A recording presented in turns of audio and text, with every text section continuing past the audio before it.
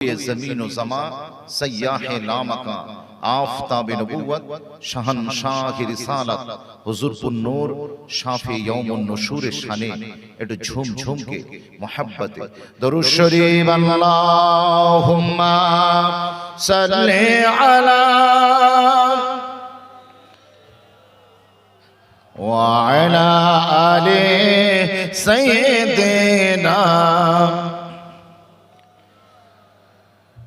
बिन देखे मोहम्मद पर कुर्बान ज़माना है जोरे बोलें ना सुभान अल्लाह মনে রাখবেন দুনিয়া আমাদেরকে শেখাচ্ছে লাভ এট ফার্স্ট সাইট প্রথম দেখো তারপরে প্রেম করো দুনিয়া থিওরি আমরা প্রথম দর্শনই কাউকে ভালোবেসে ফেলি কিন্তু এই থিওরি রাসূলুল্লাহর ক্ষেত্রে ব্রেক করে গিয়েছে আমরা পশ্চিম পাড়ার মানুষ এখানে যে কজন আছেন 8 থেকে 80 ঝি থেকে 84 তাদের প্রত্যেকের বক্তব্য হুজুরকে না দেখেই আমরা ভালোবাসি জোরে বলুন সুবহানাল্লাহ শুধু আমরা নয় तमाम পৃথিবীর 1.8 billion people around the world সারা পৃথিবীর 180 কোটি মুসলমান হুজুরকে দেখেনি কিন্তু হুজুরকে না দেখেই হুজুরের প্রেমে পড়ে গিয়েছে আরেকবার জোরে বলুন না সুবহানাল্লাহ बिन देखे मोहम्मद पर कुर्बान ज़माना है जिसको भी देखा है ओ उनका दीवाना है रोज़ा है जो आका का जन्नत का टुकड़ा है रोज़ा है जो आका का जन्नत का टुकड़ा है हुजूरे में तो अम्मी के रहमत का खजाना है हुजूरे में तो अम्मी के रहमत का खजाना है जिसको भी देखा है ओ उनका दीवाना है अल्लाहुम्मा सल्ली अला व अला आले सय्यिदिना قال الله تعالى في كلامه المجيد والفرقان الحميد لقد جاءكم رسول من أنفسكم عزيز عليه ما عنتم حريص عليكم بالمؤمنين رؤوف رحيم وقال النبي صلى الله عليه وسلم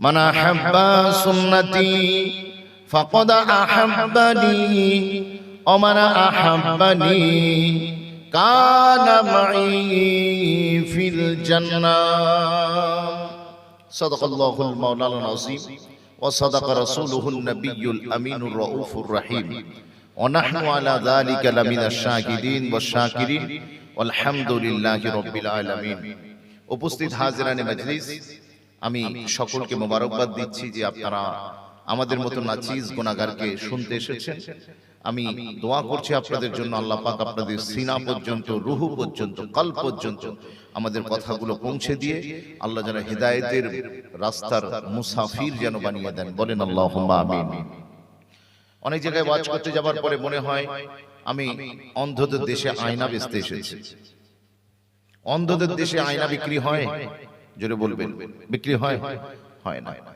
মনে রাখবেন উলঙ্গদের দেশে কাপড়ের দোকান লাগালে চলবে না অনেক জায়গায় গিয়ে মনে হয় অন্ধদের দেশে আয়না বেচতে এসেছি কিন্তু আমাদের এই ভেবিয়াতে এলে আমার মনে হয় কেন কি জানি যে আমি চাঁদের দেশে টর্চ লাইট বিক্রি করতে যাচ্ছি।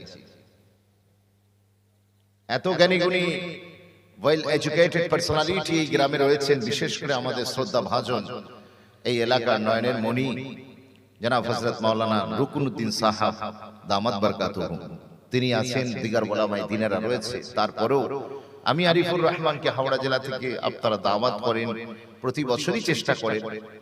এটা আমার কাছে খুব আশ্চর্যের লাগে এবং খুব হেজিটেট ফিল হয় যে এখানে আমি কি আলোচনা রাখবো, কারণ এই গ্রামের কম বেশি প্রায় অর্ধেকের কাছাকাছি মানুষ তারা আলেমে দ্বীন অথবা আলেমে দ্বীনের সোহবত প্রাপ্ত মানুষ। কথা ঠিক না বলবো? তো যাই হোক, যখন আপনারা এনেছেন দু চার কথা আপনাদের সাথে শেয়ার করব, আল্লাহ যদি তৌফিক দেয়। আমা তৌফিক ইল্লা বিল্লাহ। উপস্থিত হাজিরানে মাজলিস, আজকের এই প্রোগ্রামকে আপনারা 2 দিন ব্যাপী করে থাকেন। গতকালকেও কিছু আলোচনা হয়েছে। আজকে আমার পূর্বে আলোচনা রাখছিলেন আমার ভালোবাসার ভাই জনাব হযরত মাওলানা আব্দুল্লাহ জুবাইর সাহাব। খুব সুন্দর তিনি আলোচনা রেখেছেন। আল্লাহ তার আলোচনাকে কবুল করে নেন। আল্লাহ আমার আলোচনাকে আমার জবান দিয়ে যেন কালিমাতুল হক আল্লাহ যেন জারি করান, বলেন আল্লাহুম্মা আমিন। আর আমরা যারা শুনতে এসেছি, কষ্ট করে মেহনত করে এই প্রোগ্রামকে সাজিয়েছি, আল্লাহ যেন আমাদেরকে কবুল করে নেন, বলেন আল্লাহুম্মা আমিন। একটু জোরে বলা যাবে না আল্লাহুম্মা আমিন? আজকে এটা কিসের মজলিস? শেখার মজলিস, তাই কিনা? শেখার মজলিস। এই শেখার মজলিস এত ইম্পর্টেন্ট, এত গুরুত্বপূর্ণ। শেখার মজলিসে আপনারা এসেছেন, শিক্ষার কোনো শেষ নাই। কিন্তু মনে রাখবেন, দুনিয়া যখন চাঁদে চলে যাচ্ছে, কেউ মঙ্গল গ্রহে যাচ্ছে, ঠিক ওই রকম একটা সময়তে রাতের আধারে নিজেদের গুরুত্বপূর্ণ ইম্পর্টেন্ট কাজ আপনারা ছেড়ে দিয়ে এই ধরনের একটা জালসার মজলিস, শেখার মজলিসে এসে বসে আছেন, দিন চর্চা করছেন। What's the importance behind it? কি গুরুত্ব আছে, কি গুরুত্ব, কি আহমিয়ত দেখেননি? আগে তো বিবাহ বার্ষিকীতে স্বামীরা তাদের স্ত্রীদেরকে বেনারসি শাড়ি কিনে দিত। আর আজকে দুনিয়া এত অ্যাডভান্সড হয়ে গিয়েছে, আজকে মঙ্গল গ্রহে চাঁদে জমি কিনে দিচ্ছে অ্যানিভার্সারি ডেতে। দুনিয়া এত উপরে চলে গিয়েছে, আর সেই সময়তে আপনি আল্লাহ আল্লাহ রসুল রসুল তার জিকির করে যাচ্ছেন। কি ব্যাপার? লোক তো আঙুল তুলছে, লোক আমাদের দিকে আঙুল তুলছে। আগে বলতো মুখের বুলি আর বন্দুকের গুলি দুটো একবার ছেড়ে দিলে ফেরানো যায় না, কিন্তু বর্তমান আধুনিক টেকনোলজি এটাকে ভুল প্রমাণ করেছে। আপনি কোন দেশের প্রতি মিসাইল যদি তাক করে রাখেন, যদি আপনার প্রোগ্রাম চেঞ্জ হয়ে যায়, মিসাইল ছুঁড়ে দিয়েছেন, প্রোগ্রাম চেঞ্জ হয়ে গিয়েছে, আপনি বটন টিপুন, আপনার সে মিসাইল অন্যদিকে রুখ করে যাবে। যেখানে আগে আঘাত আনতে চাইছিলেন, সেটা আর দ্বিতীয়বার সেখানে গিয়ে আঘাত হানবে না। বন্দুকের গুলিও এখন ফেরানো যাচ্ছে। আর ঠিক এইরকম একটা জামানায় আমি আর আপনি এখানে বসে বসে আল্লাহ আল্লাহ রাসূলুল্লাহর জিকির করছি, কোরআন সুন্নাহর কথা শুনছি। কি ফায়দা, কি গুরুত্ব, কি আহমিয়ত! এই তো কদিন আগে একজন যুবক ছেলে উঠে দাঁড়িয়ে হুজুরকে প্রশ্ন করছে, হুজুর, দুনিয়া যখন এত ডেভেলপমেন্টের দিকে যাচ্ছে, যখন আটলান্টিকের বুক চিরে এক দেশ থেকে আরেক দেশকে পাড়ি করে নিচ্ছে, সাগর জয় করছে, মহাকাশ জয় করছে, আর তখন আপনারা এখানে বসে বসে আল্লাহ আল্লাহ রসুল রসুল করে কোরআন সুন্নাহ আলোচনা করে কি লাভ, কি ফায়দা? কথা বুঝতে পারছেন তো? কিছু এই জামানায় এই ধরনের প্রোগ্রাম দিয়ে কি লাভ? বিশ্বাস করুন, সঙ্গে সঙ্গে হুজুর বললেন, বাবা তুমি ঠিক বলেছো। যিনি ওই গবেষণার জগতে রয়েছেন, মঙ্গল গ্রহে যাবার প্ল্যান করছেন কিংবা চাঁদে যাবার প্ল্যান করছেন, তিনি একটা কাজে আছেন। আর আমরা যারা এখানে বসেছি, আমাদের একটা মাকসাদ, আমরা আল্লাহর মারিফাত পর্যন্ত পৌঁছাতে চাইছি। জোরে বলুন, আরো জোরে বলবেন না সুবহানাল্লাহ? আল্লাহর মারিফাত পর্যন্ত পৌঁছাতে চাইছি। সে চাইছে চাঁদে পৌঁছাতে, আমরা চাইছি আল্লাহর পর্যন্ত পৌঁছাতে। তো আমাদের দুজনেরই দুটো উদ্দেশ্য আছে। সে একটা কাজে আছে, আমরাও একটা কাজে আছি। আমার আফসোস তাকে নিয়ে নয়, আমার আফসোস আমার নিজেকে নিয়ে নয়, আফসোস হচ্ছে তোমাকে নিয়ে, প্রশ্নকর্তা তোমাকে নিয়ে।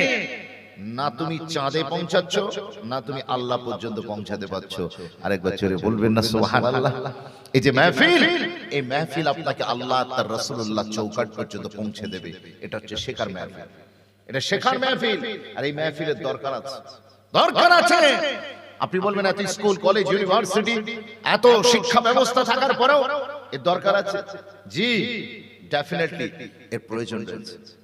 কদিন আগে দেখেননি বাংলাদেশে একটা নতুন শিক্ষা ক্যারিকুলাম লঞ্চ করেছে, নতুন শিক্ষা ক্যারিকুলাম লঞ্চ করেছে। ব্যাংক কি করে লাফায় দেখানো হচ্ছে, ছাত্রদেরকে শেখানো হচ্ছে ব্যাংক কি করে গ্যাঁ গ্যাঁ গ্যাঁ গ্যাঁ করে ডাকে, সেইটা স্টুডেন্টদের শেখানো হচ্ছে। আপনি দেখেছেন নতুন শিক্ষাবর্ষে বাংলাদেশের শিক্ষা ক্যারিকুলামে যুক্ত হয়েছে কিভাবে হাঁস ডাকে, প্যাঁক প্যাঁক করে ডাকে, সেইটা বাচ্চাদের শেখানো হচ্ছে। কিভাবে সাইকেল চালায় সেই রকম করে সাইকেল কিড়িং কিড়িং সাইকেল চালানো শেখানো হচ্ছে। আচ্ছা আপনি বলুন তো, ব্যাংক কিরকম ডাকে এটা জেনে আমার কি ফায়দা আছে? ব্যাঙের মতো লাফ মেরে ওই রকম করে অঙ্গভঙ্গি করে আমার কি ফায়দা আছে? কথা বলে না। মনে রাখবেন শুধু তাই নয়, আফ্রিকার জঙ্গলে যে মানুষগুলো বসবাস করে লতা পাতা দিয়ে যারা লজ্জাস্থান ঢাকে, তাদের মতো করে আপনার গাছের পাতা লাগিয়ে আপনার এডুকেটেড শিক্ষিত যুবকরা মাস্টার্স পাস বিএড কমপ্লিট করেছে, জি গ্রাজুয়েট ছেলেটা, সে ছাত্রদেরকে শেখাচ্ছে কি করে আফ্রিকার জঙ্গলে এই রকম লতা পাতা গায়ে দিয়ে তারা বসবাস করে, সেইগুলো ছাত্রদেরকে ওই রকম পোশাক পরে থাকতে হবে। এটা যদি শিক্ষা ক্যারিকুলামে যুক্ত হয়, আপনি বলুন সমাজ কি পাবে? আমাদের নেক্সট জেনারেশন সে কি পাবে এ থেকে? আর আপনি আমাদের যদি ভারতবর্ষে দেখেন, ভারতবর্ষের দিকে তাকিয়ে দেখেন, তাহলে ভারতবর্ষের স্কুলগুলো, পশ্চিম বাংলার দিকে তাকিয়ে দেখেন, পশ্চিম বাংলার স্কুলগুলো থেকে আমাদের ছাত্ররা কি পাচ্ছে?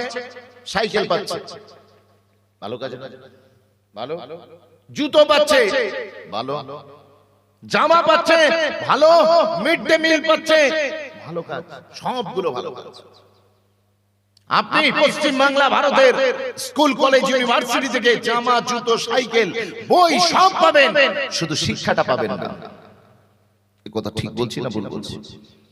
তো এই রকম যদি শিক্ষা ব্যবস্থা হয়, তাহলে আপনাকে এক্ষুনি ভাবতে হবে আপনার ভবিষ্যৎ প্রজন্মকে নিয়ে, আমার বাচ্চাটা বড় হয়ে কি শিখবে। যে স্কুলে পাঠিয়েছিলাম যে উদ্দেশ্য নিয়ে, সে উদ্দেশ্য কি ফুলফিল হচ্ছে? মনে রাখবেন। আর তারপরে স্কুলের সিলেবাসে যে সমস্ত কবিতা, যে সমস্ত উপন্যাস, যে সমস্ত গল্পগুলো রাখা হয়েছে, যে সমস্ত অঙ্কের চ্যাপ্টার গুলো রাখা হয়েছে, সেখানে সুদ কষা হিসেব করা শেখাচ্ছে।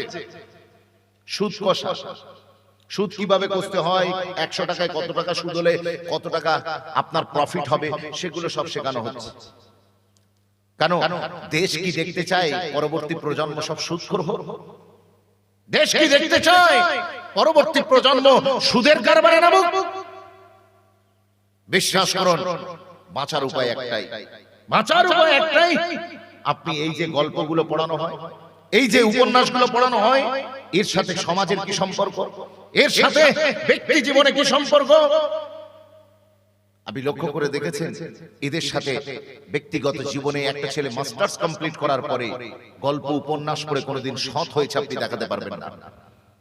আপনি একটা ছেলে গ্রাজুয়েট কমপ্লিট করে সেই ছেলেটা সে ব্যক্তিগত জীবনে একজন ভালো মানুষ হয়েছে আপনি দেখাতে পারবেন না।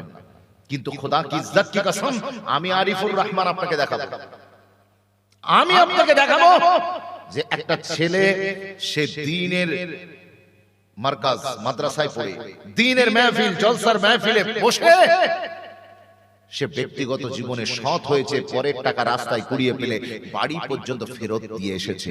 জোরে বলুন, আরো জোরে বলবেন না সুবহানাল্লাহ? বিশ্বাস করুন, আপনি গল্প উপন্যাস পড়ে কবিতা পড়ে কোনোদিন সৎ হওয়া যায় না। গল্প উপন্যাস আর কবিতা পড়ে কোনোদিন সৎ হওয়া যায় না।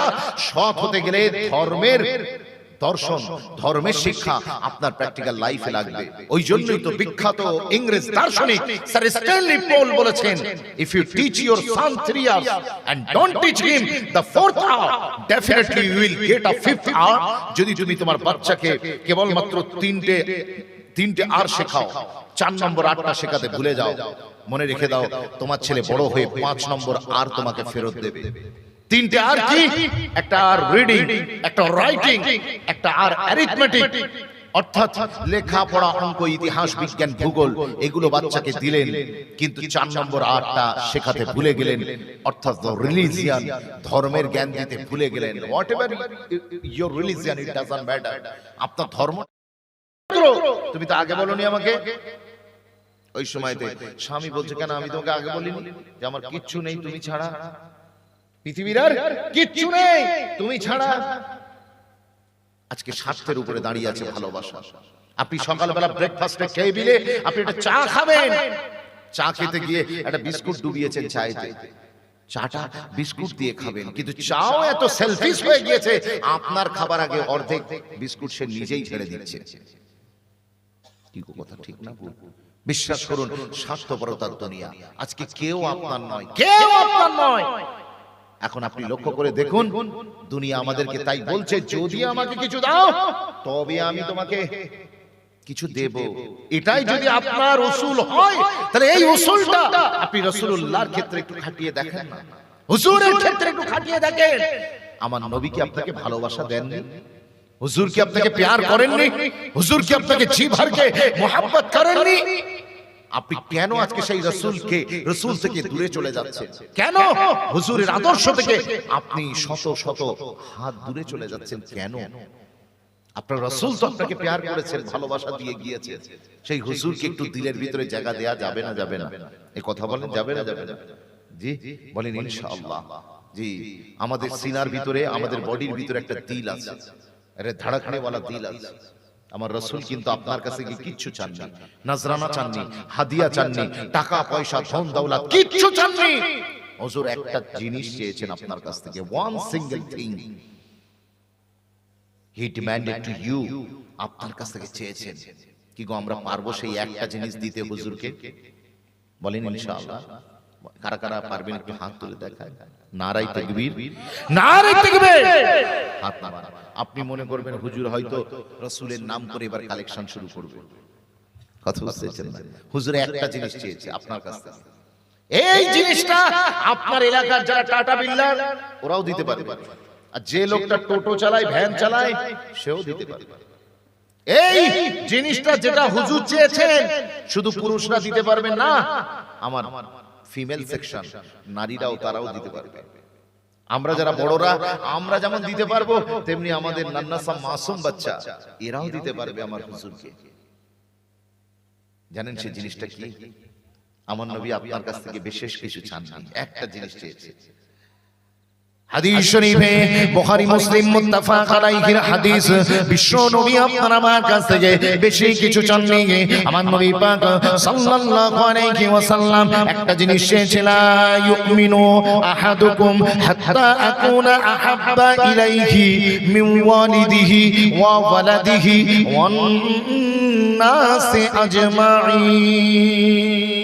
বলেন না সুবহানাল্লাহ।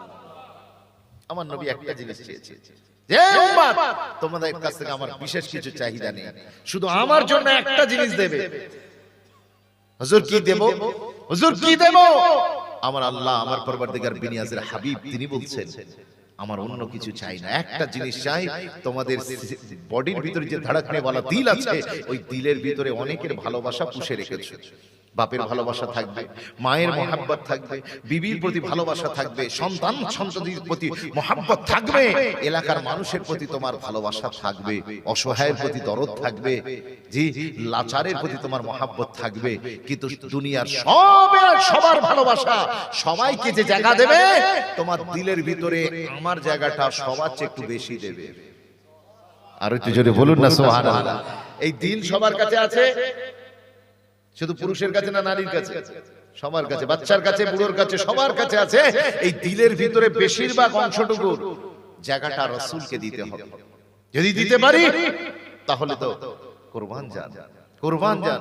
আমার নবী পাক সাল্লাল্লাহু আলাইহি সাল্লাম চলে যাচ্ছেন উহুদ পাহাড়ের পাশ দিয়ে, উহুদ পাহাড়ের পাশ দিয়ে যাচ্ছে। আমার নবী বলেন, হাযা জাবালুন ইউহিব্বুনা ওয়া নুহিব্বুহু। এই পাহাড়, এই উহুদ পাহাড়টাকে আমি রাসূল নিজে ভালোবাসি, আর এই পাহাড়ও আমাকে ভালোবাসে। জোরে বলুন, আর একটু জোরে বলেন না সুবহানাল্লাহ। জি, পাহাড় হুজুরকে ভালোবাসে। আগো আমার নবী কি শুধু মানুষের নবী নাকি? শুধু জিনের নবী, ফারিস্তার নবী জি, মনে রাখবেন আল্লাহর রুবুবিয়্যাত যতদূর, আমার নবী পাকের নবুয়ত ঠিক ততদূর। আল্লাহ যার যার রব, আমার নবী পাক ঠিক তার তার রাসূল। আরেকবার জোরে বলুন না সুবহানাল্লাহ।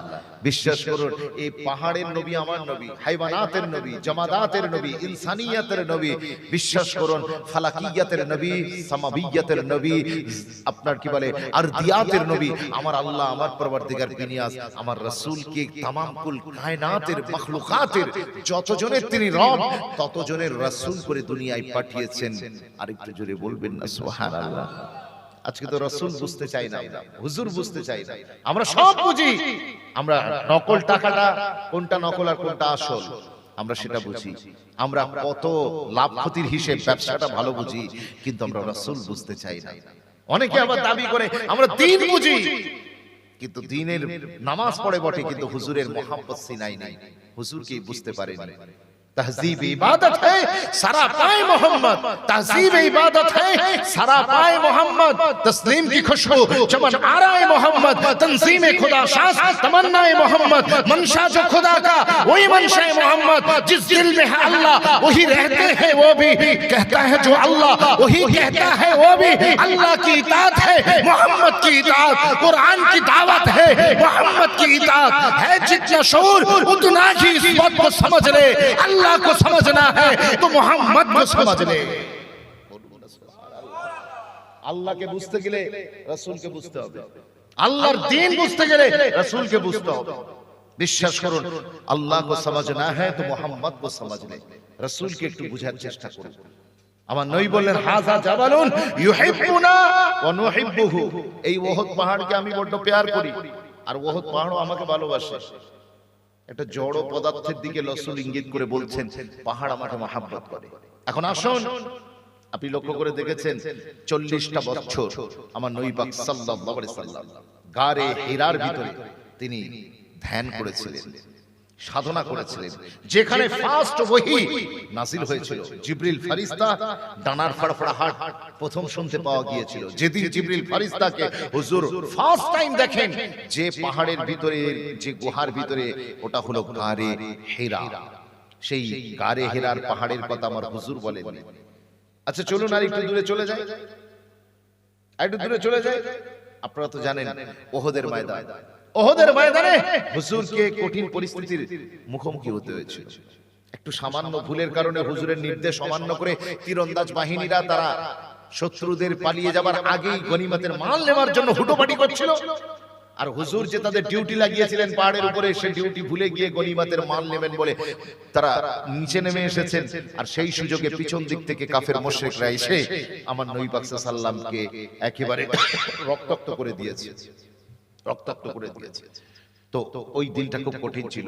তো আমার নবী পাক সাল্লাল্লাহু আলাইহি সাল্লাম পুরো লাহুলুহান হয়ে গিয়েছে, হুজুরের চেহারা মোবারক থেকে খুন মোবারক ঝরে পড়ছে। ওই সময় ওহদ পাহাড় আল্লাহকে ডাক দিয়ে বলছেন, ওহদ পাহাড় আল্লাহকে ডাক দিয়ে বলছেন, কি বলছেন জানেন? আল্লাহকে ডাক দিয়ে বলছেন, আল্লাহ আমি তো তোমার নবীর কাছে কোনোদিন যেতে পারিনি, হুজুর जब आई गए तो मुझे इजाजत दीजिए मैं तेरे रसूल का थोड़ा खिदमत कर सकूं। জোরে বলুন না সুবহানাল্লাহ। হুজুর যখন আমার কাছে এসে গিয়েছে আর আজকের এই কঠিন দিনে আমাকে একটু পারমিশন দেন, আমি একটু হুজুরের খিদমত করি। গাছ হুজুর শুয়ে আছে মরুভূমির বুকে, উত্তপ্ত মরুভূমির বুকে, জি, আর গাছ দূরে ছিল। দূরে এসে বলছে হুজুর जब नेड़े आ गए या अल्लाह मुझे तो कुछ करना दीजिए। আমার আল্লাহ, আমার পরবর্তীকার বিনিয়াস বলেন যা, আমি আল্লাহ অর্ডার দিলাম। গাছ জমিন চিরে এসে হুজুরের মাথার কাছে এসে দাঁড়িয়ে গিয়ে ডালপালা মেলে দিয়েছে। জোরে বলুন না সুবহানাল্লাহ। এই গাছ ডালপালা মেলে দিলেন, দিয়ে হুজুরকে ছায়া করলেন, কারণ ও গাছ জানে আমারও নবী মুহাম্মদ আরবি, আর এই পাহাড়ও জানে আমার নবী মুহাম্মদ আরবি। হুজুর 3 দিন হিজরতের রাত্রে গারে সুরের ভিতরে ছিলেন। যে শত্রুদের আক্রমণ থেকে বাঁচার জন্য মদিনায় যাবার পথে তিনি স্টে করেছিলেন 3 দিন। কোথায়? গারে সুরের ভিতরে। এই 3 দিন আমার হুজুর মদিনাতে যখন স্টে করেছেন, এই পাহাড় হুজুরকে জায়গা দিয়েছিল, কিন্তু হুজুর বলেননি এই পাহাড়ের কথা, গারে হিরার কথা বলেননি, বলেছেন ওহদের কথা। কারণ কি জানেন? কারণ শুনলে কলিজায় ঠান পড়ে যাবে। ওই যে বলছিলাম ওহদের যুদ্ধের দিন, তখন আল্লাহকে বললেন, আল্লাহ আমাকে একটু তৌফিক দিন, বলার সাথে সাথে আল্লাহ বললেন, তুই কি করতে চাইছিস? বলে, আমি আপনার নবীর বিশ্রামের জন্য একটু বিছানা হতে চাইছি। জোরে বলুন না সুবহানাল্লাহ। রাসূল পাক সাল্লাল্লাহু আলাইহি ওয়াসাল্লামের জন্য পাহাড় নরম তুলতুলে বিছানা হয়ে গেল। আমার রাসূল তার উপরে আরাম ফরমালেন। আরাম করার পরে আমার রাসূল পাক সাল্লাল্লাহু আলাইহি ওয়াসাল্লাম তিনি আবার ফিরে এলেন মদিনাতে। তো বিষয়টি সেটা নয়, বিষয় হলো এখন সাহাবায়ে কেরামরা তারা চিন্তায় পড়ে গেলেন, পাহাড় হুজুরকে ভালোবাসে আর হুজুর বলছে আমি ওকে ভালোবাসি, ম্যাটারটা কি? এই হাদিস পাক রিওয়ায়াত হওয়ার পরে বহু ইসলামিক স্কলাররা এটা নিয়ে গবেষণা করেছে যে ওহদ পাহাড় হুজুরকে ভালোবাসে আর হুজুর বলেছে আমি ওকে ভালোবাসি। কারণটা কি? হুজুর পাহাড়কে ভালোবাসছেন, কারণটা কি? বিশ্বাস করুন, রিসেন্টলি একজন আরাবিয়ান ইসলামিক স্কলার তিনি নিজের হেলিকপ্টার নিয়ে আকাশে উড়ান দিলেন। আকাশে উড়ান দেবার পরে তিনি দেখতে পাচ্ছেন কি জানেন, ওহদ পাহাড়টা 8 মাইল জুড়ে ছড়িয়ে আছে। ওহদ পাহাড় 8 মাইল জুড়ে ছড়িয়ে আছে। উপর থেকে যখন তিনি ক্যামেরায় ফটো নিয়েছেন, জুম করে যখন ফটো নিয়েছেন, ওই সময় দেখতে পাওয়া যাচ্ছে পুরো ওহদ পাহাড়টার নকশা হয়ে গিয়েছে মিম হা মিম দাল। আর এটা জেনে বলা যাবে না, ওহদ পাহাড় নিজের সিনার ভিতরে রাসূলুল্লাহর নামকে অঙ্কন করে নিয়েছে। মিম হা মিম দাল মুহাম্মদ সাল্লাল্লাহু আলাইহি ওয়াসাল্লাম। ওহদ পাহাড়ের পুরো নকশা হয়ে গিয়েছে মুহাম্মদ সাল্লাল্লাহু আলাইহি সাল্লাম। মুহাম্মদ কিতনা মিঠাস নাম, কত মধুর নাম বলুন তো।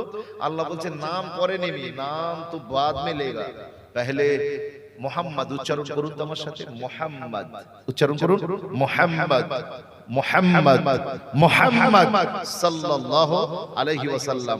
আল্লাহ বলছেন প্রথমে নাম পরে নিবি, প্রথমে তোর দুটো ঠোঁট একে অন্যকে চুমা দিবি। জোরে বলুন মোহাম্মদ সাল্লাল্লাহু আলাইহি ওয়াসাল্লাম। কিতনা মিঠা সে নাম। जी नूरे शम्स कमर है मोहम्मद, नूरे शम्स कमर है मोहम्मद, जलवाए बर्र बहर है मोहम्मद, मुद्दस्सिर मुज़म्मिल है मोहम्मद, तोहा व यासीन है मोहम्मद, सय्यदुस सकलैन है मोहम्मद, इमामुल क़िबलतैन है मोहम्मद, जद्दुल हसन वल हुसैन है मोहम्मद, इमामुल क़िबलतैन है मोहम्मद, आशिक राहतुल आशिकिन मोहम्मद, राहतुल क़ुलूबिन मोहम्मद, इमामुल क़िबलतैन मोहम्मद, जद्दुल हसन वल हुसैन मोहम्मद, ताजदार मदीना मोहम्मद, दुल्हा मदीना मोहम्मद, इमामुल मुरसलिन मोहम्मद, सय्यदुल अंबिया मोहम्मद, सय्यदुस साजिदिन मोहम्मद, सय्यदुल आरिफिन मोहम्मद। जोरे बोलुन ना सुबहानाल्लाह। कितना मीठा नाम। এই নামটা জবানে এলেই ঠোঁট মিষ্টি হয়ে যায়। জি বিশ্বাস করুন, হুজুরের নাম জবানে এলেই ঠোঁট মিঠাস হয়ে যায়। কত সুন্দর নাম। সেই মোহাম্মদ নামের নকশা হয়ে গিয়েছে। এবার আসুন মুসলমান, আমি যেটা বোঝাতে চাইছি, আমার আপনার নবী একদিন হযরতে আবু বকর সিদ্দিক, ওমরে ফারুক আর ওসমান গনি এই তিনজনকে নিয়ে ওহদ পাহাড়ের উপরে একটু আরোহণ করলেন। হুজুরকে পাবার পরে ওহদ পাহাড় খুশিতে নাচতে শুরু করে দিয়েছে। জোরে বলুন, খুশিতে নাচতে শুরু করেছে। যখন কাঁপাকাঁপি শুরু করেছে পাহাড়, ওই সময়তে আমার নবী পাকের হাতে একটা আসা মোবারক ছিল, লাঠি ছিল। ওই লাঠি দিয়ে হুজুর কি করলেন, ওহদ পাহাড়ের উপরে একটু আঘাত করলেন। আঘাত করার সাথে সাথে আমার নবী বললেন, উসবুতু উহুদ ফামা আলাইকা নাবিয়্যুন ওয়া সিদ্দীকুন ওয়া শাহীদান, রাওয়াহুল বুখারী। এ নওজওয়ান তরুণেরা, আমার আপনার নবী নিজের আসা মোবারক দিয়ে আঘাত করে বললেন, এই ওহদ পাহাড় সারা তো সামালকে চল, তুমি একটু শান্ত হয়ে যাও, কেননা তোমার উপরেতে একজন নবী আছেন আর একজন সিদ্দিক আছেন আর দুইজন শহীদ ওমরে ফারুক এবং ওসমানে গনিও মওজুদ আছে। হুজুরের খালি বলতে দেরি আর ওই পাহাড়ের কাঁপা বন্ধ হতে দেরি হলো না। আমি দুটো পয়েন্ট উল্লেখ করলাম, একটা হলো ওহদ পাহাড়ের নকশা কি, মিম হা মিম দাল। আর ওহদ পাহাড় হুজুর লাঠি দিয়ে আঘাত করলেন, বললেন উসবুত ওহদ, এই ওহদ যারা ঠের যা, বলতে দেরি ও কাঁপা বন্ধ হতে দেরি নয়। এবার আসুন, let's come to the point. দেরি করব না, আমি আমার পয়েন্টই নিয়ে চলে যাই আপনাকে। আমার নবী চেয়েছেন কি আপনার কাছ থেকে? কথা বলে না। কোথায় জায়গা চেয়েছেন? হৃদয়ের ভিতরে, হৃদয়ের ভিতরে চেয়েছেন হুজুর আপনার কাছ থেকে ভালোবাসা চেয়েছেন, অন্য কিছু চাইনি। লা ইউমিনু আহাদুকুম হাত্তা আকুনা আহাব্বা ইলাইহি মিন ওয়ালিদিহি ওয়া ওয়ালাদিহি ওয়ান নাসি আজমাইন। আমার নবী টাকা চাননি, বিজনেস চাননি, আপনার জায়গা জমি চাননি, আপনার কাছ থেকে আপনার ফ্ল্যাট বাড়িটা চাননি। আমার নবী আপনার কাছ থেকে ভালোবাসা চেয়েছেন, ভালোবাসা চেয়েছেন। বিশ্বাস করুন এই ওহদ হুজুরকে ভালোবাসা দিয়েছিল না দেয়নি? জোরে বলেন। হুজুরের জন্য চাদরের বিছানা হয়ে গিয়েছে, মখমলের বিছানা হয়ে গেছে। নাম্বার 2, দ্বিতীয় নম্বর কথা হচ্ছে ওহদ তার সিনার ভিতরে হুজুরের নামটাকে নকশা করে রেখে দিয়েছে। আরো জোরে বলুন না সুবহানাল্লাহ। ও যুবক ছেলে, একটু আয়নায় মুখ দেখো। उम्र भर गरीब यही भूल करता रहा, धूल चेहरे पे थे और हम आईना सब करता रहा। आज के दिन এসেছে, একটু আয়নায় নিজের মুখ দেখো, দেখো একটু দিলের দিকে তাকিয়ে দেখো, দিলের ভিতরে কার নকশা তুমি এঁকে রেখে দিয়েছো, কার নকশা তুমি এঁকে রেখে দিয়েছো, কার নাম লিখছো।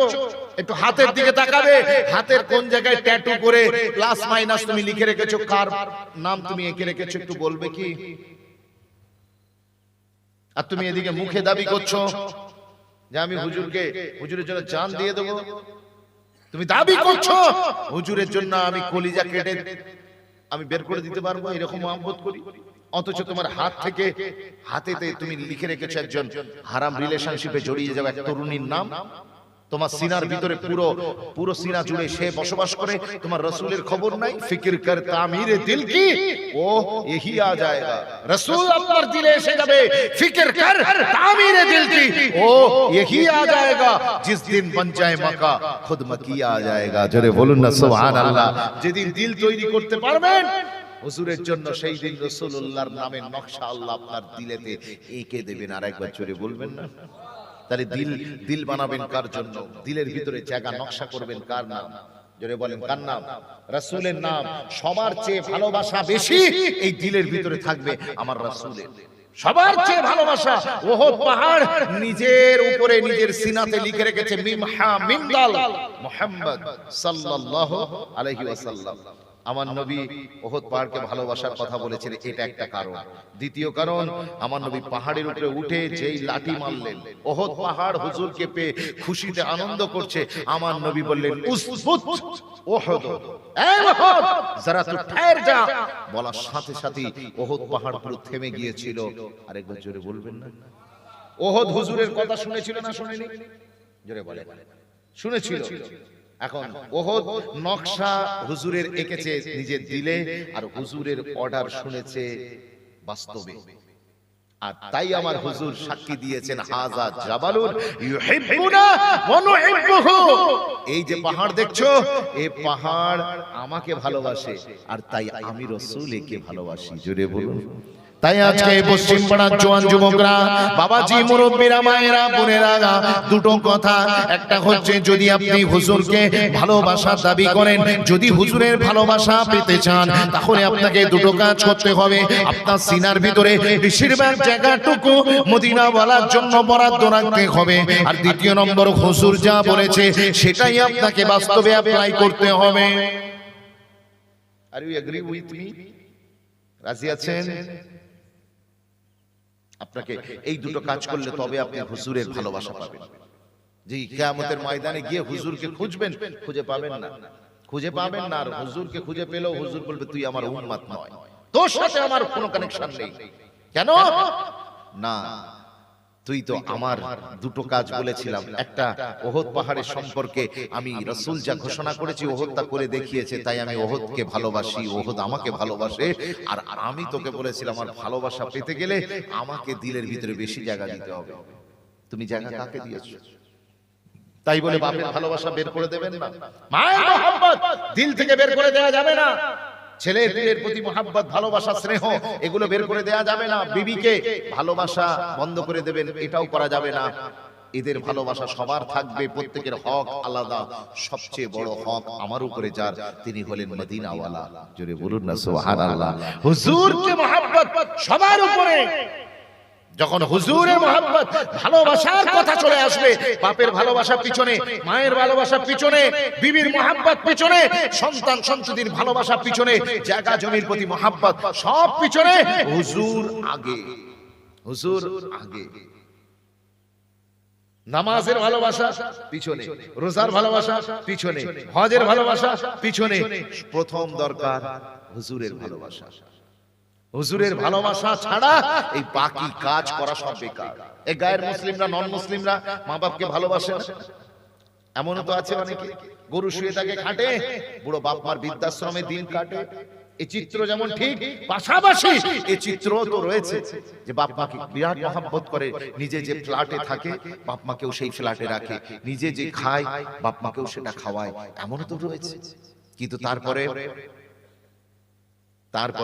তারা জান্নাতি হতে পারবে না, তারপরেও তাদের নেকির কোনো সওয়াব পাবে না, নেক কাজের কোনো সওয়াব পাবে না। কারণ কি? তাদের কাছে সব ভালোবাসা আছে, হুজুরের মহব্বতটা নাই। তাদের কাছে তারা স্কুল করে দিচ্ছে, জায়গা দিচ্ছে, বড় বড় কলেজ বানাচ্ছে, সমাজসেবামূলক কত কাজ করছে, বস্ত্র বিতরণ করছে, মানুষের পাশে দাঁড়াচ্ছে, অসহায় চিকিৎসা করছে, বিভিন্ন এনজিও খুলে দুস্থ মানুষের পাশে দাঁড়াচ্ছে, কত ভালো ভালো কাজ করছে। মাদার টেরেসা কত ভালো কাজ করে গিয়েছে, কিন্তু তারপরেও তিনি জান্নাতে যেতে পারবেন না। তার কারণ তার কাছে দুনিয়ার সব ভালো কাজ ছিল, কিন্তু হুজুরের মহব্বত ছিল না। হুজুরের মহব্বত জাস্ট লাইক আ ওয়ান, নাম্বার ওয়ান। হুজুরের মহব্বত হচ্ছে এক, আর দুনিয়ার যত ভালো কাজ সবার মূল্য হচ্ছে জিরো, সবার মূল্য হচ্ছে জিরো। আপনি বাপকে ভালোবাসুন, জিরো পাবেন। মাকে মহব্বত করুন, জিরো পাবেন। আপনি নামাজ পড়ুন, জিরো পাবেন। আপনি রোজা রাখুন, জিরো পাবেন। আপনি হজ করুন, জিরো পাবেন। বিবিকে মহব্বত করুন, জিরো পাবেন। এই হাজারটা জিরো যদি একসঙ্গে জুড়ে দেন, ভ্যালুয়েশন কি এন্ড অফ দ্য ডে? মূল্যটা কি? কথা বলে না, জিরো। Zero valuation, zero.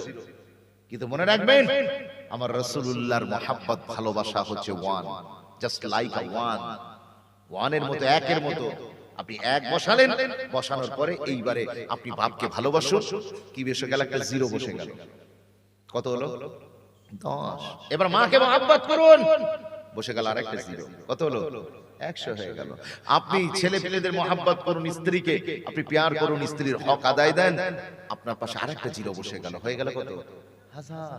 এই বাড়তে থাকবে, জিরো গুলো যত বাড়বে আপনার ভ্যালুয়েশন তত বাড়বে, কারণ আপনার শুরুতে এক আছে, শুরুতে রাসূলুল্লাহর মহব্বত আছে। তাই আমি বলে থাকি, নামাজ ফরজ হয়েছে কখন? নামাজ ফরজ হয় বয়স হলে, রোজা ফরজ হয় রমজান এলে, হজ ফরজ হয় মাল এলে। আর মহব্বতে রাসূল, রাসূলকে ভালোবাসা কখন ফরজ হয় জানেন? বিশ্বাস করুন, নামাজ ফরজ হ্যায় উমর আনে পর, नमाज फर्ज है उम्र आने पर, रोजा फर्ज है रमजान आने पर, हज फर्ज है माल आने पर, मगर मोहब्बत रसूल फर्ज है सांस आने पर। আর একটু জোরে বলা যাবে না সুবহানাল্লাহ? যেদিন থেকে আপনি শ্বাস নেওয়া শুরু করেছেন, সেই দিন থেকে হুজুরকে মহব্বত করা এটা আপনার উপরে ফরজ হয়ে গিয়েছে। হুজুরের মহব্বত বাচ্চাকেও করতে হবে, ওর উপরে নামাজ ফরজ হয়নি, কিন্তু হুজুরকে ভালোবাসার উপরে ফরজ। ও সাবালিকা হয়নি, ওর উপরে রোজা ফরজ নয়, কিন্তু হুজুরকে মহব্বত করা ফরজ। বিশ্বাস করুন, মুসলমানের আর কি আছে হুজুর ছাড়া? আর কে আছে? আপনি কাকে মহব্বত করবেন? ওই যে বলছিলাম give and take policy, give and take policy. দুনিয়া বলছে আমাকে ভালোবাসো তবে আমি ভালোবাসবো, আমাকে যদি দাও ভোট আমি তোমার অ্যাকাউন্টে দেব নোট। দুনিয়া আমাদের শেষ, দুনিয়া শেখাচ্ছে। তো আপনি দুনিয়াটা বুঝলেন, আর এইখানে শরীয়তের ক্ষেত্রে কেন বুঝছেন না? রাসূল আপনাকে মহব্বত করে যাচ্ছেন, হুজুর আপনাকে প্যার করে যাচ্ছেন, আর আপনি হুজুরকে কি আচরণে দেখছেন? হুজুরের সুন্নাতকে আপনার বাড়ি থেকে জানাজা বের করে দিচ্ছে। বিশ্বাস করুন, আমার নবী পাক সাল্লাল্লাহু আলাইহি সাল্লাম আপনার দিকে ফুল ছুঁড়ছে আর আপনি তার দিকে ঢিল ছুঁড়ে দিচ্ছেন।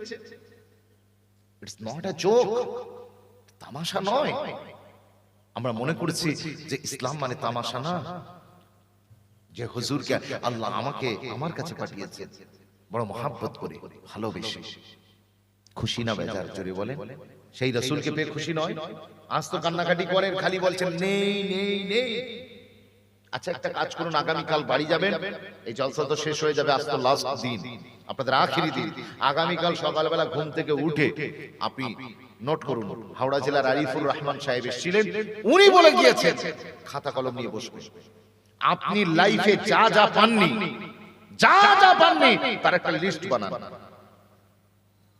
যেটা মনে হয় যে এটা আল্লাহ দিলে ভালো হতো, এর একটা লিস্ট তৈরি করুন, একটা নায়ের লিস্ট তৈরি করুন। যে একটা 4 চাকার গাড়ি হলে ভালো হতো, 1 নম্বরে লিখে রাখুন এটা আল্লাহ দেয়নি, 4 চাকার গাড়ি নাই, ঠিক আছে। তারপরে লিখুন একটা 2 চাকার গাড়ি, অন্তত একটা রয়্যাল এনফিল্ড, একটা R15 কিংবা আপনার কি বলে অ্যাপাচি কিংবা জাভা বলেন, আর নিত্য নতুন যে গাড়ি আছে, এই গাড়ি একটা আপনার হলে ভালো হতো, মনটা চাইছে কিন্তু আল্লাহ দেয়নি, ওটা নেয়ের খাতায় লিখে রাখুন, নেই ওটা আমার নেই। রাস্তার পাশে 5 কাটা জায়গা হলে আমার ভালো হতো, কিংবা দোকান ঘর হলে 4-5টা মার্কেট থাকলে ভালো হতো, এটা মনে চাইছেন কিন্তু আল্লাহ দেয়নি, ওই নেয়ের খাতায় লিখে রাখুন।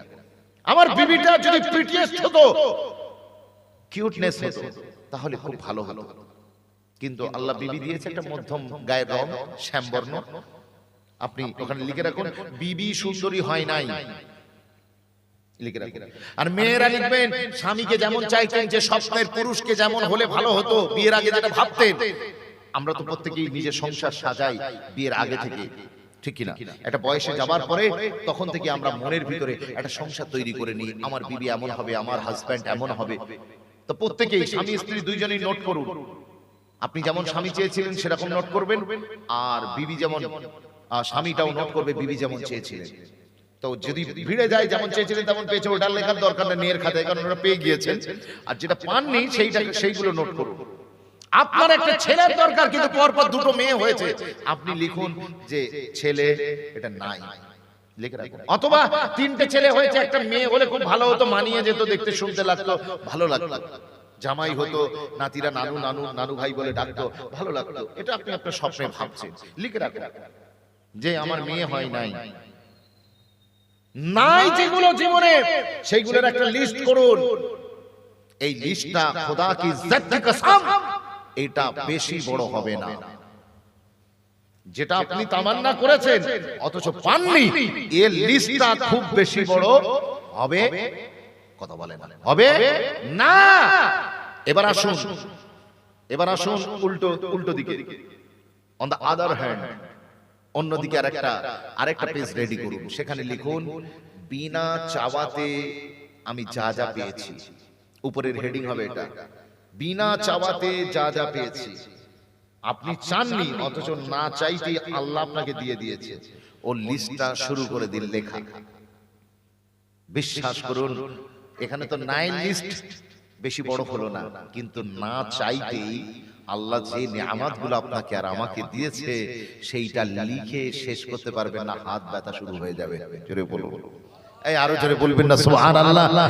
আর এই না চাইতে আল্লাহ যেটা দিয়েছেন, যে নিয়ামতগুলো দিয়েছেন, তার ভিতরে সবচেয়ে উপরে যেটা থাকবে, আল্লাহ আমাকে না চাইতেই মুহাম্মদ আরবির গোলাম বানিয়ে দিয়েছেন। আর একবার জোরে বলুন না সুবহানাল্লাহ। বিশ্বাস করুন আল্লাহ ভালোবেসে আমার রাসূলকে আমার ঘরে পাঠিয়েছেন, আমাকে তার উম্মত বানিয়েছেন। এটা কত বড় খুশনসিব, কত বড় খুশনসিব আমার জন্য। আমি তো চাইনি, অ্যাপ্লিকেশন করিনি, দরখাস্ত করিনি, কিন্তু আল্লাহ পাক আমার রাসূলকে আমাকে সেই রাসূলের গোলাম বানিয়েছেন। এ মেরি খুশকিসমতি কে मैं तेरी উম্মতি, এটা আমার তো সৌভাগ্য। প্রথম নম্বর 1 নম্বরে থাকবে, কারণ বুখারী রিওয়ায়াতে এসেছে মুহাম্মাদুন নি'মাতুল কুবরা, বান্দার উপরে আল্লাহর দেওয়া সবচেয়ে বড় নিয়ামতের নাম হলো মুহাম্মাদুর রাসূলুল্লাহ সাল্লাল্লাহু আলাইহি ওয়াসাল্লাম। বিশ্বাস করুন সেই রাসূলকে পেয়ে আমি আর আপনি এখনো দিলের ভিতরে জায়গা দিতে পারলাম না, সেই রাসূলের প্রত্যেকটা কথা মেনে নিতে পারলাম না। আর আমি আশায় আছি, তামান্নায় আছি যে কিয়ামতের ময়দানে হুজুর আমাকে ডেকে নেবেন, কাছে ডেকে পার করে নেবেন। আপনি যদি হুজুরকে না ভালোবাসেন, হুজুর তো আপনাকে মহব্বত দিয়েই গিয়েছে। ওহদ পাহাড় হুজুরকে ভালোবেসেছে, তাই হুজুর ও ওহদ পাহাড়কে মহব্বত করেছে। আমি আর আপনি হুজুরকে তো প্যার করলাম না, খালি মুখে দাবি করে গেলাম, অন্তরে হুজুরের জায়গা নেই। জবান পে কুছ, দিল পে और कुछ।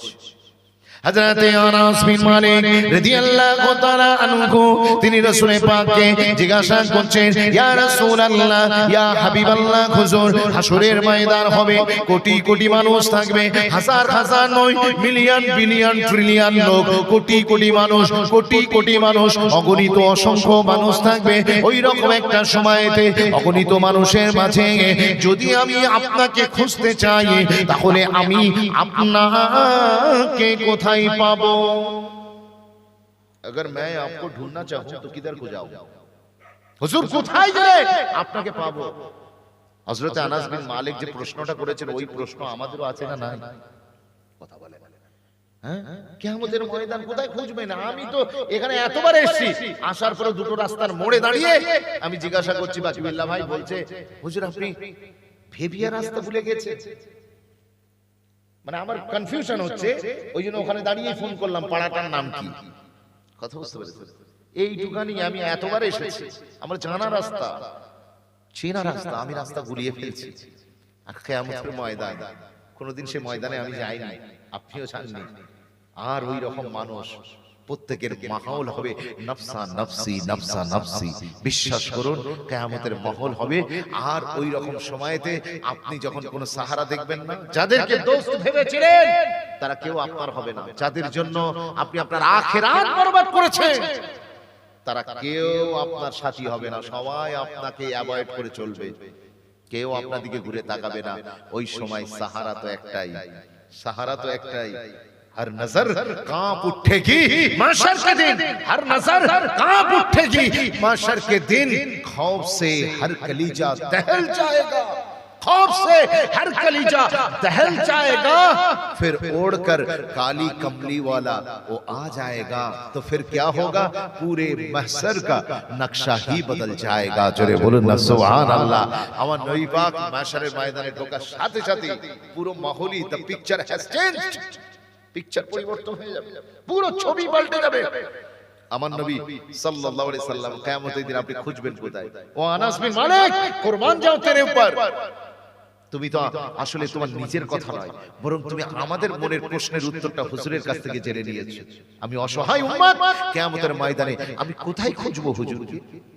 ওই সময়তে আনাস বিন মালিককে আমার রাসূল বলেছিলেন, ও আনাস, কিয়ামতের ময়দানে তুমি যদি আমাকে খুঁজতে চাও, তাহলে ফার্স্ট তুমি আমাকে খুঁজবে হাউজে কাউসারের কাছে।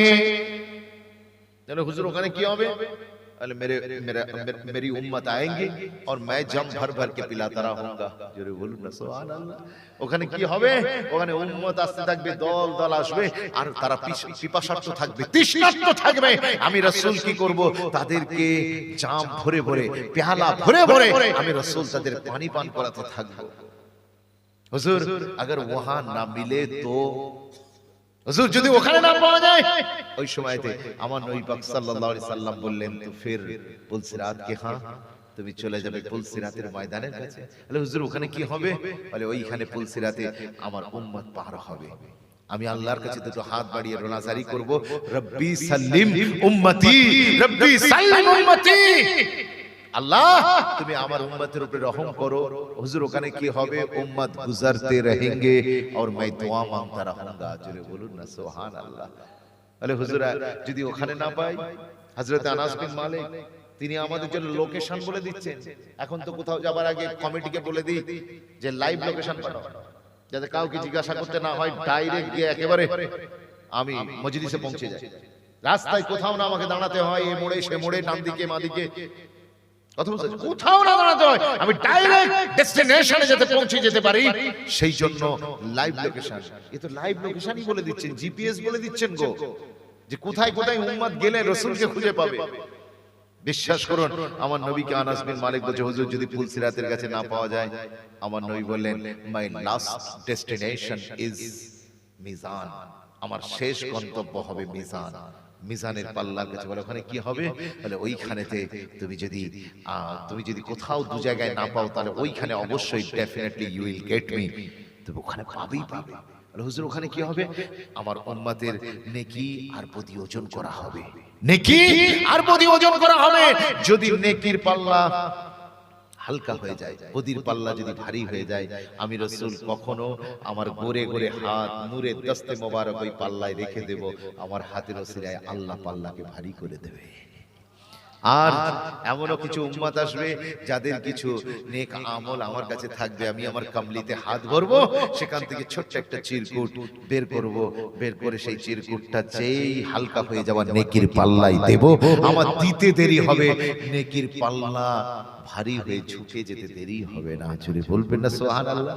ওখানে কি থাকবে? ওই চিরকুটে মুহাদ্দিসিনে কেরামগণ লিখেছেন, ওখানে রাসূলের প্রতি বান্দার পড়া দরুদ ও সালামের নাজরানা থাকবে। আরে জোরে বলবেন না সুবহানাল্লাহ।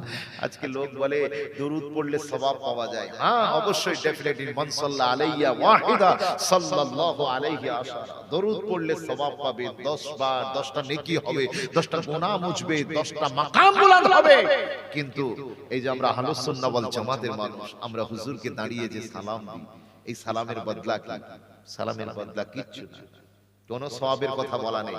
অথচ আল্লাহর অর্ডার, সাল্লু আলাইহি ওয়া সাল্লিমু তাসলিমা, দরুদ भी पढ़ा करो और खूब तर সালাম করো। তোমরা দরুদ পড়বে এবং জি ভর কে সালাম দেবে, কিন্তু সালামের সওয়াবের কথা কোরআন সুন্নাহয় কোথায় বলা নেই। তাহলে সালাম পড়লে কি পাওয়া যায়? আমি তাই বলি, দরুদ পড়নে সে সওয়াব মিলতা है, সালাম পড়নে সে মদিনে সে জবাব মিলতা है। জোরে বলুন না সুবহানাল্লাহ। একজন মাশউক সে কি চায়? তার আশিক তার প্রশ্নের জবাব দেবে। ও যুবক ছেলে, তুমি তো মোবাইলে কাউকে মেসেজ করে বারবার ফোনটা অন করছো আর অফ করছো, নেটটা অন করে দেখছো যে মেসেজ সিন হচ্ছে কি হচ্ছে না, রিপ্লাই দিচ্ছে কি দিচ্ছে না। যদি মেসেজ সিন হয় তারপরও রিপ্লাই না দেয়, তোমার টেনশন বেড়ে যায়, অটোমেটিক বেড়ে যায়, আমার উপর অসন্তুষ্ট হয়ে গেল। আপনি যদি আপনার বিবিকেও মেসেজ করেন, বিবি যদি মায়ের বাড়ি থাকে, সে যদি একটা মনোমালিন্য স্বামী স্ত্রী হতেই পারে, হতেই পারে। ওই জন্য আমি বলি, স্বামীদেরকে ক্যামেরাম্যানের মতো হওয়া দরকার। আপনার কি বলে, বিবিরা স্বামীদেরকে ক্যামেরাম্যান মনে করবে। কি মনে করবে? ক্যামেরাম্যান মনে করবে। ক্যামেরাম্যানের সামনে আমরা যখন দাঁড়াই, তখন কিভাবে দাঁড়াই? হ্যাঁ, আমরা যখন পোজ দিই তখন কি একটা স্মাইল থাকে না মুখে, একটা মুচকি হাসি থাকে না? আপনারা দেখবেন, আপনার মেয়েদেরকে বলছি, মেয়েরা আপনারা স্বামীদেরকে ক্যামেরাম্যান মনে করবেন। অনেক মেয়ে তো স্বামীদেরকে পাত্তাই দেয় না। কথা বুঝতে পেরেছেন? ঘরে ঢোকার সাথে সাথে তার মুখ বেজার হয়ে যায়, স্বামীকে কিভাবে অ্যাপ্রিশিয়েট করতে হয় এটা জানে না। বিশ্বাস করুন, আপনি স্বামীকে মনে করুন ক্যামেরাম্যান। স্বামী আপনার কাছ থেকে টাকা পয়সা ধন দৌলত চায় না, সে শুধু আপনার মুখে একটু মুচকি হাসি চায়, ব্যাস ওই হাসিতেই সে সবকিছু করতে রাজি আছে, অনেক মেহনত করতে, অনেক দূর লড়াই করতে সে প্রস্তুত আছে। আর নারীদের, পুরুষের সফলতার পিছনে নারীদের বিরাট একটা ভূমিকা থাকে, স্বামীর উন্নতির পিছনে তার স্ত্রীর বিরাট একটা ভূমিকা থাকে। কারণ কারোর ঘরে যদি দাউ দাউ করে আগুন জ্বলে, তাহলে বাইরে গিয়ে সে কোনোদিন শান্তি পায় না। কথা ঠিক বলছি না ভুল বলছি? ঘরে কোনোদিন মনোমালিন্য হলে স্বামী স্ত্রী, স্বামী যে কাজে যায় সে কাজে কোনোদিন সফল হতে পারে না। সেই জন্য বিবিদেরকে বলবো, স্বামীকে যদি উন্নতির শিখরে দেখতে চান, স্বামীকে যদি পরিচয় দিতে চান যে একজন সাকসেসফুল পিপল আপনি স্ত্রী, তাহলে অবশ্যই স্বামীকে অ্যাপ্রিশিয়েটটা সেইভাবে করুন। আল্লাহ যেন তৌফিক দেন, বলেন আল্লাহুম্মা আমিন। একটু জোরে বলবেন আল্লাহুম্মা আমিন।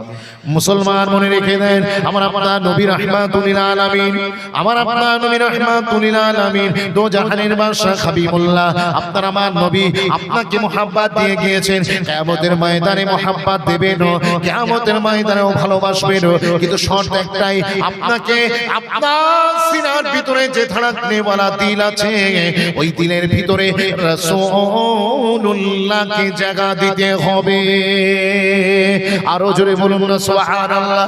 রাসূলকে দিলের ভিতরে জায়গা দেন, আমার নবী পাককে দিলের ভিতরে নকশা করে একটু জায়গাটা বেশি দেন। আর দ্বিতীয় নম্বর কথা হচ্ছে, হুজুর যা বলেছেন সবগুলো কথাকে অক্ষরে অক্ষরে মেনে চলুন, তাহলে আমার নবী পাক সাল্লাল্লাহু আলাইহি ওয়াসাল্লাম নিজে বলছেন, মান আহাব্বা সুন্নতি ফাকাদ আহাব্বানি ওয়া মান আহাব্বানি কানা মাই ফিল জান্নাহ।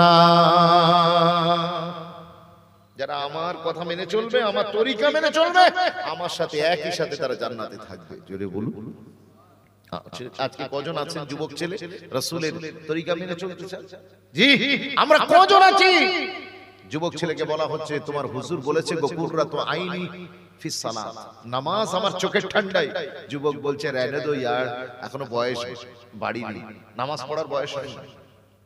যুবক ছেলে বয়স হয়ে গিয়েছে 25 পার, ওকে বলা হচ্ছে বিয়ে করো, ও বলছে দূর, এখন বিয়ে করে কি করবো, আর 4 দিন কি দুনিয়া মौज कर लेने दो, কিছুদিন আনন্দ ফুর্তি করি। আবার কোন যুবক যদি মনে করে যে আমি গুনার কাজে জড়িয়ে পড়ব, বিয়ে করে নি, তখন তার বন্ধুরা, ফ্রেন্ড সার্কেল তাকে বাধা দেয়, বলে তুই কোন চক্কর মে পড় গিয়া, আরে কিছুদিন আনন্দ ফুর্তি করে নে, তারপরে তো বিয়ে করবি।